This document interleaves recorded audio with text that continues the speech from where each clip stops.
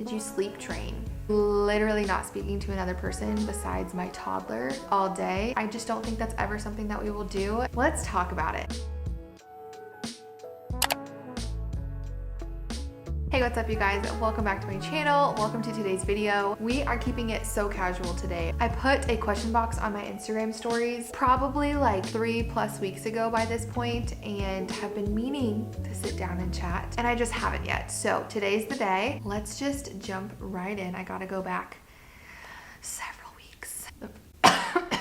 Okay, not off to a great start. We're starting off with a doozy. Why don't you show your child on the internet? I know that I've answered this question before, but it has been a while, probably since around when Jordan was born, and she is over 1.5 years now. So it's definitely been a while. I'm sure there are people who are newer here that have not heard my explanation, but let's talk about it. Not showing your kids on the internet is kind of trending right now. And listen, I'm not mad about that because I obviously really believe in it and I think it's really smart personally, but I feel like more bigger YouTubers like Milena Ciciotti that I've been watching for years and Aspen Ovard that I've been watching for years are now all of a sudden like not showing their kids on the internet, and it's so interesting to me. My personal reasons and convictions might be different than theirs or yours, but I actually had never anticipated on not showing my child on the internet. And I also should say on my own personal social medias,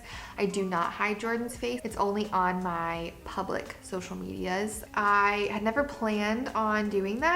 And when I had Jordan, I think I've shared this story before, but when I had Jordan, I filmed my first vlog after becoming a mom and she was a newborn. I just like picked up the camera and did a normal day in the life and like shared all of it. And I edited it and I thought it was so sweet and I loved watching it. And I went to post it and I just didn't have peace. I was just feeling a little bit of uneasiness about hitting publish. And that was kind of the moment I was like, okay, Lord, clearly this is not what you're wanting me to do. So help me and guide me, follow your direction and do what you want me to do. That's kind of where I began this process of figuring out my boundaries as a mother and figuring out Jordan's boundaries as my daughter on the internet. I still filter so much of what I show. You hear and see 5% of what goes on with Jordan because I don't want this to be a channel about my child. I want this to be a channel about me, and that does become hard when you become a mom because so much of my life is my child. But ultimately I am still my own person. I do still have my own feelings and hobbies and all of this stuff, but I am just a very protective mom. I'm a little bit of an anxious mom, and I am very cautious about posting anything that could be exploited, shared, going viral with who knows who seeing it. Anything that could possibly give away where we live, like I will not share, not only for my own personal safety, but mostly for her safety. I think it's very much up to the parent and what you personally feel comfortable doing, but I feel comfortable with where we're at right now. It's just a very important thing to me, and I feel like I could talk forever about this topic, and so I'll stop myself here. In this one like screenshot, there are 2 different people that asked, how did Michael and I know when it was time for us to have kids and start a family? I definitely was one of those people that always wanted to be a mom. I was just thinking the other day about when Michael and I were in high school because we are coming up on our 10-year dating anniversary here in a couple of weeks, which is crazy. I was looking at old pictures and there's a picture of us in high school it was like a spirit day, when I grow up day. And I literally dressed up as a mom because that's the only thing I knew I wanted to be when I grew up. I always had that desire and I was always excited for it, but I knew the time wasn't quite ready yet. I think it's important to have practical things that you want to have prepared for yourself and your family, like a solid place to live, a solid, stable job that pays well. And then on a not so tangible level, I think it's important to pray about it far in advance and just continuously ask for peace about it. That's the biggest thing I did, was I prayed about it for a very long time. And I don't know what exactly clicked for me, but I just had peace about it all of a sudden. And Michael kind of had the same peace. and that's kind of just how we knew. So yes, there are certain things you can kind of set yourself up for and prepare yourself with, but at the same time, it's just a lot of surrendering to God's timing and asking for Him to prepare you to become a parent. This is a short one because I feel like I've been talking a lot already. Somebody asked what are the paint colors in our house. This wall and like every wall in our house is probably what you're asking. This is Alabaster by Sherwin-Williams. So good. This is literally like pretty much every single room in our home. Do you struggle with loneliness as a stay-at-home mom? I'm worried about transitioning from the classroom. I told Michael just the other day how strange it has been going from a job where I literally never stop talking and I'm never not being talked to literally not speaking to another person besides my toddler all day. And like most days, the only other person I interact with is Michael in the morning and in the evenings. And like, that's it. It's not like that's a bad thing, but it's just a very hard like 180 switch from the lifestyle that I was used to. So of course that's going to kind of cause a little bit of loneliness sometimes, especially on the days when we're not very busy and we're just kind of around the house hanging out. I will say it's gotten a lot better since Jordan has gotten to this age where she can talk a lot with me and she can interact with me and play with me, and it doesn't quite feel like I'm just like staring at this cute little potato baby.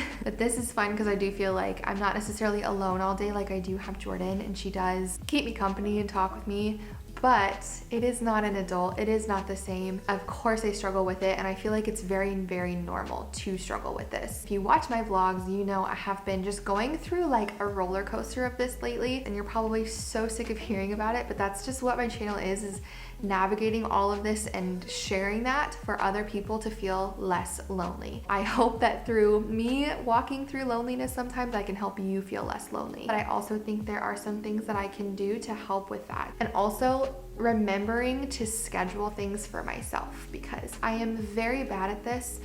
And whenever I get into a stage where I'm feeling really lonely, I've noticed it's when I go like days or weeks without having anything like for myself, even like without my husband, because love spending time with him. That's also really important, but I think it's so crucial for me to have like a girls' night or a coffee date or go to dinner with friends and be like my own person.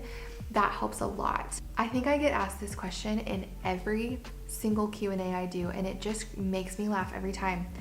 Are you planning on homeschooling? Jordan is 1, so we are nowhere near homeschooling.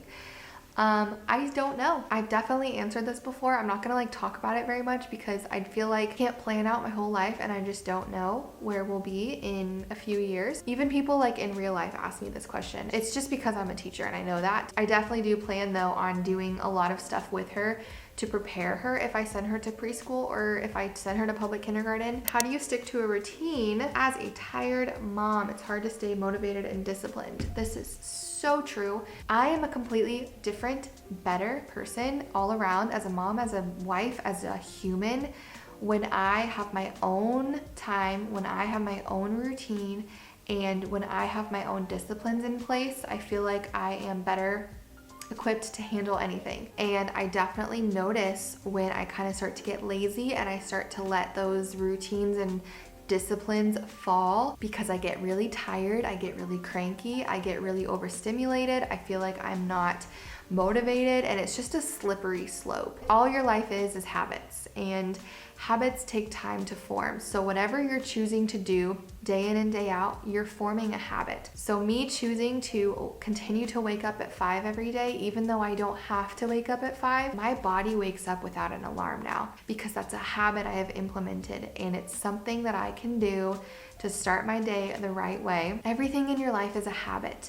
The lazy habits and the productive habits. It's all what you have created, and you have the capability at any time to change it. And now that I've come from working full time, I see what a privilege it is to have these habits and have the time to do these things that I did not have the privilege of doing before. Current read. Y'all, I have not been reading. I literally picked up a book from my library like 2 weeks ago now, and I didn't even take it out of my car. I probably need to read, because I did have a goal to read a book in August. See, this is why I like my monthly resets, because you keep me accountable. Because now I'm like, what was my reading goal? Because I don't know that I've met it. Anyways, I have not been reading, but I also think it's partially Emily Henry's fault. I read a couple of books by her and they were just not it for me. And I read them anyway.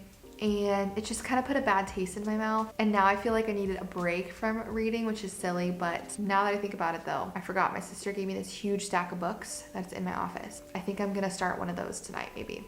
Ooh, did you sleep train? I sure did, and I have no regrets. And I know this is a very controversial topic.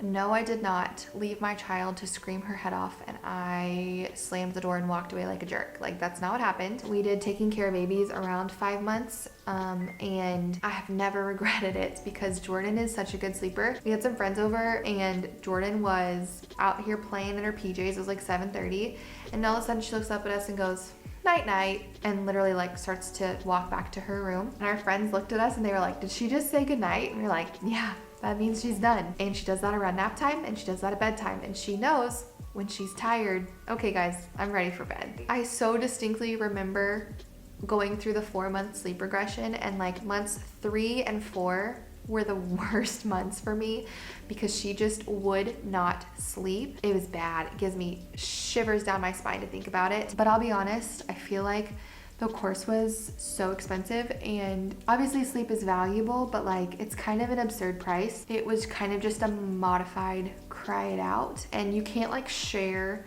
it online or you get sued by Miss Kara.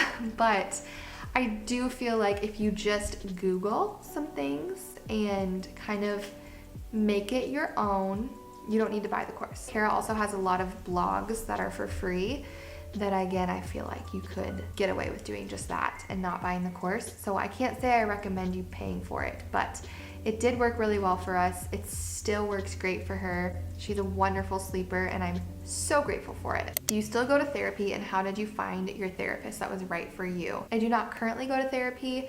I haven't gone almost a year. I think the last time that I went was like September of last year. So it's been almost a full year. Wow. However, I am still like on her client list. So if I ever felt like I needed to go back, it's not like I'd have to get put back on the waiting list. I just call and make an appointment. But I loved my therapist. I started going in like February or March maybe. And then again, like I said, I went until the end of September, however many months that is. And I actually only went to one. I did anticipate having to kind of try a couple if it didn't work, but the first one that I went to, I actually really, really loved. But I did look online at all of the different therapists and their qualifications, and I was kind of picky about who I called to try to make an appointment with. And I picked my specific therapist because she specialized, I think, in trauma, which I was going for PTSD and trauma with my birth. And then I think she also specialized in mental health and like anxiety, depression, all of that stuff. And she was a Christian, which was also very important to me because I wanted that to be incorporated into my therapy. And she was a mom, which I also think really, really helped because a lot of my issues were around birth and being a new mom. I always recommend therapy. I literally feel like it changed and saved my life, and I am so grateful for it, and I will forever advocate for it. Have you ever lived in a different place than where you currently live? No, this is where I've lived my whole life. This is where I will spend my whole life because we are never moving out of this house. Michael and I were just talking about this the other day. There was a time when we had just gotten married and we were in college, and we felt this pressure to move out of our hometown because neither of us had ever lived anywhere else. We were very young, and we knew that like that was kind of the time right after we got married. We were about to graduate before we had kids, that if we wanted to live anywhere else or try anywhere else, that would have been the time.